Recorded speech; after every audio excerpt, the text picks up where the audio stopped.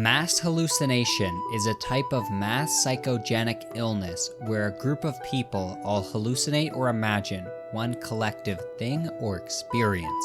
Now, I have a theory, and I don't think you're gonna like hearing this, but I think Pannacotta Fugo is an example of mass hallucination. Think about it. He conveniently shows up out of nowhere, bumbles around for a bit, and then disappears, never to be seen again. Have you ever seen Fugo and the boss in the same room together? Did Nelson Mandela really die in prison? Did Pannacotta Fugo actually exist? Are you telling me a man just so happens to leave the group like that? No! He orchestrated it! Araki! Who are you? Pannacotta Fugo is one of the main supporting characters in JoJo's Bizarre Adventure Part 5 Golden Wind. But why am I making a whole ass video on this loser? Why not the funny French guy or that one woman? Why have I not made a 15-minute character study on everyone's favorite Mohammed Avdol? Because there's nothing to talk about with Avdol. He's Egyptian and he likes tarot cards. The end. Try and make that a 15-minute video. This Fugo video is the kind of video people would have made like 14 years ago when the Golden Wind anime was actually airing. Well, I was busy in 2018. A lot of games released that year. I was busy playing Red Dead and Smash Bros and Far Cry 5 and whatever else was released. Fugo is a gangster, a member of Bruno's gang, which in itself is a part of a much larger mafia organization named Passione. Alright buddy, Mafia 101, make your organization sound scary. If I'm getting shaken down for money and the dude says he's part of a gang called Passion, I'm not gonna worry about the guy killing me. I'm gonna worry he'll start tickling me. Fugo is one of the community named Joe Bros. And in my opinion, he's like one of the most interesting ones that like nobody ever talks about. This guy is the only Joe Bro to get his own entire spin-off novel, Purple Haze Feedback. Rohan doesn't count. Fugo is introduced to both us, the audience, and Giorno, the protagonist, alongside the rest of Bruno's gang at Giorno's inauguration. This is a pretty iconic scene for many reasons, but this scene exists to introduce us to 4 different main characters we will spend the rest of the part with. So there's kind of a lot riding on this scene. You better not screw this up. How do you introduce 4 very different characters and properly convey all their traits in such a short interaction? Well, you do it like this, because in this one scene, you learn pretty much everything you need to know about each member of Bruno's gang. Well played, Araki. Enjoy a Reddit silver. You're gonna have to try harder for that gold. The first time we see Fugo, he is being a good Samaritan, taking the precious time out of his day to educate the local youth who is totally not somehow older than he is. Everything is peaches and cream until this dumbass gets his math problem wrong, so Fugo sits him down and explains to him where he went wrong, and motivates Narancia to try again. Nah, that's some P-word, S-word. What actually happens is Fugo stabs him in the face with a fork and slams his face into the table. Hell yeah! I have never had pannacotta. It looks disgusting. This is fine dining? Fugo, you were named after poo-poo. This scene is supposed to show us Fugo's 2 main character traits, his genius mind and his anger issues. But honestly, I don't know about those anger issues. I feel like this is a pretty reasonable response. Like you literally said 6 times 5 is 30. How are you so fucking dumb that you think 16 times 50 is somehow even less than 6 times 5? He's messing with you, Fugo. Get out of his head, man. Quit blowing smoke in his face, man. Oh my god. How have I not talked about Purple Haze? That should have been the first thing I talked about. I'm the stand guy. I'm a stand-up guy. Fugo's stand is Purple Haze. It's actually a pretty cool stand. I always liked this weirdo. The one time we actually see it. Fugo isn't too fond of letting the dog out of the cage, if you catch my drift. Purple Haze is one of those few stands that have their own personality. It's angry, it's violent, it's dangerous, and Fugo does not like him. It's very clear that Purple Haze is the manifestation of Fugo's rage, his inability to control his temper, and how I always interpreted Fugo's hatred with his own stand, his hatred of an ability so intrinsically his hatred of an ability so linked to his own identity, as a parallel to the shame and embarrassment Fugo feels towards his own anger problems. He probably doesn't like being this angry asshole, but he is who he is, and so he tries to suppress it. Purple Haze is patient zero of the Purple Haze virus. It spreads through these little spores it keeps in capsules, and any living creature that gets infected dies like way faster than any virus I have ever seen. Holy crap. By the way, have you ever listened to Fugo's theme? Is this a JoJo's theme, or did I just encounter a legendary bird? Why is it so... This is supposed to be one of the good guys, right? Okay, so we're introduced to Fugo through his anger issues. His entire stand is about his anger issues. Surely his backstory doesn't also exist to reinforce how damaging Fugo's anger has been to his life. Fugo's backstory is basically the plot of young Sheldon if Dr. Sturges was a Mastery 7 Jax OTP. Fugo was a child prodigy, a real boy wonder. See, it all loops back. So much so, he was admitted to university as a child. Look, all I'm saying is Fugo did it first. Unfortunately, Fugo's professor was a child predator and preyed on Fugo using good grades as leverage. One day, the professor got a little handsy and Fugo snapped, bashing the professor's head in with a book and repeatedly beating him until he was dead. Fugo got arrested for killing a man, but got bailed out by his rich parents. Among his classmates, rumor was that Fugo was asking for it, and he's just a whore. I'm sorry. I'm sorry, am I reading this right? He's a little boy, what the fuck do you mean he's a whore? Kids are fucking evil, man. And if that wasn't bad enough, Fugo's parents disowned him. Great. Francesco, it seems our little boy is a murderer. Quite so, Lorenzo, quite so. Well, boy, we'll pay off the suitors to keep you from seeing prison. However, henceforth you are no longer a child of our household. Moping around as a child on the streets, one day he ran into one Bruno Bucciarati, who invited the pathetic little twerp for a plate of spaghetti. And hey, excuse me, hey, cut the music, please. Okay? It's actually a very serious situation. It's not funny at all. That's cool and all, but can you please explain his backstory in Fortnite terms?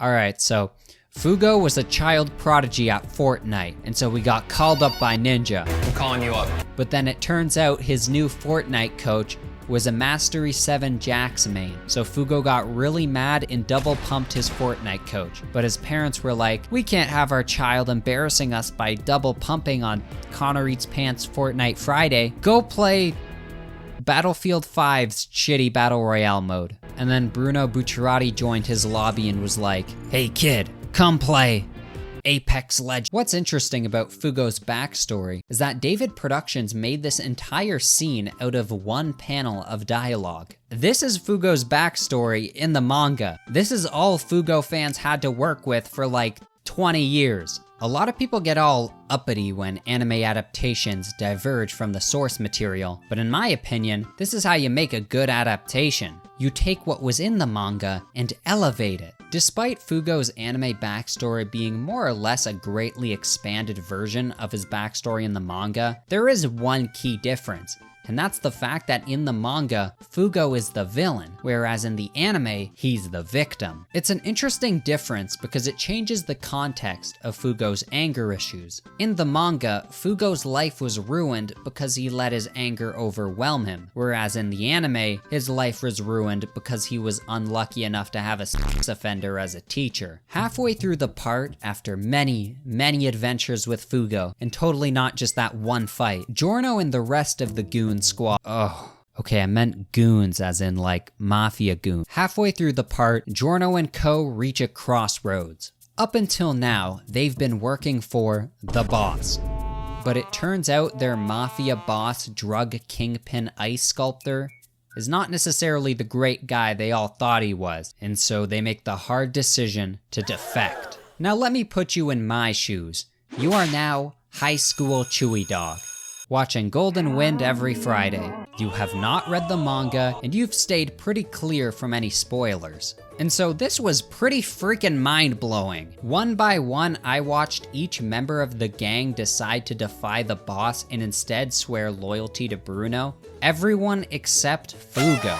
The entire cast gets on a boat and starts driving away, and Fugo is so smelly, Narancha even swims to the boat, but Fugo stays, leaving his entire found family behind. You can even see it in the opening with this shot, everyone moving forward while Fugo hesitates. Watching this for the first time, I kinda didn't get it. Okay, yeah, I get he's scared and all and doesn't want to get killed by the boss and all that, but I don't know, having such an interesting character just gone forever because he's a widow crybaby, did not sit right with me. I knew this couldn't be the end, so week after week, I watched every new episode wondering, maybe this episode Fugo will make his grand return. But it never happened. The most we got was this one shot after a character's death, and it wasn't even in the manga. I'ma be candid with you. I thought Araki just fucking forgot about Fugo. I thought maybe he'd come back at the last hour to save Bruno in some Deus Ex Machina or something. Or maybe, since he's loyal to the boss, he'd come back as an enemy to defeat. But neither happened. Also, Fugo, you were incredibly close to Bruno and the gang. You think if you stay loyal to the boss, he's just gonna let you go on your merry way? The guy killed his entire family just in case they might become a threat in the future. You were like Bruno's baby. You think the boss doesn't know that? Best case scenario, he kills you for being a double agent. Worst case, he ties you up and tortures you to get as much information on Bruno and the gang as possible. You stayed because you didn't want to die? My guy! Sticking with Bruno is how you not die. For years, the whole Fugo plotline sat poorly with me. It felt like a weird forgotten plotline Araki never got around to finishing. But then, for once in my life, I learned something. Take a listen to this quote. There was this one part in the 5th series I absolutely had to delete though. An episode I couldn't write at all. In my head, the story went that between Mista, Narancha, Fugo, and Abakio there would be a spy working for the boss and betray Giorno and Bucciarati. At first I had decided this traitor to be Fugo, but I couldn't do it. My state of mind was so dark that the stories I wrote were becoming more and more evil, but in my heart, I was starting to hate this behavior as time passed. Also, my heart just broke thinking about how Bucciarati would feel. No way! Fugo was supposed to be the bad guy, and you know what? That makes sense, because part 5 is all about traitors! Fugo's ending sucks because Araki scrapped it. Picture this. Giorno and Fugo sent to survey for enemies. Just the two of them. Fugo accidentally slips up in front of Giorno. Text from boss. Have you killed Bruno's Bojo Brigade yet? Need to feel safe before touching myself. Please Harry, kill them all of you. Both realize one of them now has to die, so they have an epic fight to the death full of emotions and cool stand abilities. And because he's the protagonist, Giorno wins and kills Fugo. He returns, holding Fugo's corpse. What happened? They all say. Narancha takes one look at his fallen friend and says, "Oh no, I can't believe an enemy got my beloved Fugo, whom I loved very much. If Fugo wasn't the man I thought he was, I would probably not want to live on this earth any longer. And I will drop an Aerosmith bomb on myself. At least I know he was killed by an enemy and wasn't some secret enemy himself." And Giorno looks at him and goes, "Yeah." And then Giorno carries Fugo's secret to the grave to spare the feelings of the rest of Bruno's gang. How much cooler would that have been? Did you know Fugo was a $2 DLC add-on to the original All-Star Battle?